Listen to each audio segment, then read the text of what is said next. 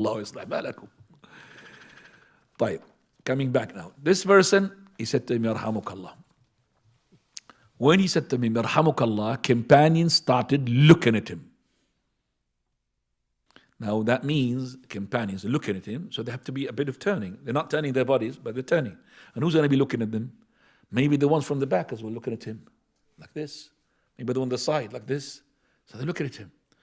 That's when he was sort of paranoid. What's happening? Panicking now. So he started giving words. Remember, he's a jahil, ignorant, he doesn't know. So he said, Ma thukla ummiya. May my mother lose me. Did he translate that one like this? May my mother lose me. This is an Arabic saying. This does not mean my death comes on to me. That means what happened to me? What a disaster. May my mother lose me. Even the Prophet ﷺ, he says it to Mu'adh ibn Jabal, Thakilatka ummuka ya Mu'adh. May your mother lose you, O Mu'adh. He doesn't mean may Allah make you to die. It means, what are you talking about? It's an Arabic expression. What are you talking about? So what happened to me? May my mother lose me. Why are you all looking at me like this? When he started talking that, he's talking about 4, 6, 7, 8 words now. All of that, companions, they couldn't reply back. So what do we take here from here? You're not allowed to fix mistake by what? By wordings. That means if you say a word and deliberate like this, don't forget to put my sandwich in the oven. For example, your prayer is damaged completely because you're taking yourself out of the prayer. You're not praying, you're playing. Right, so it's not allowed to fix it by talk. But it's allowed to fix it by, they fix it with what? Started hitting their thighs like that. You know, when you hit something like this, I'm sure that even the baby will understand, be quiet. Even the baby will understand that. So he understood that. He went quiet. Straight away he went quiet. He scared everybody to... He went quiet. All of that the Prophet ﷺ is acknowledging and he approved. Okay.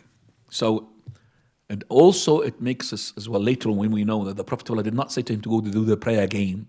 That means the ignorant person, if he spoke, it does not invalidate his prayer. Because the Prophet ﷺ did not ask Muawiyah to repeat the prayer. He spoke not 1, 7, 8 words. He said, Why thukla ummiya limada tanduruna ilay? Why are you looking at me? He made a speech. Yet the Prophet ﷺ did not tell him to do the prayer again. Because he's jahil. He just embraced Islam recently. When the Prophet ﷺ is finished his prayer, now imagine now what's going to happen to him, you know. He would come like shaking. Prophet ﷺ called him. He came shaking, scared. What's going to happen to him? He's going to be beaten up. He's going to be what? Locked up. He's going to be what? Lashed. So when he spoke to him, this is where the brevity of the preaching, the good preaching. ادعو إلى سبيل ربك بالحكمة والموعظة الحسنة وجادلهم بالتي هي أحسن.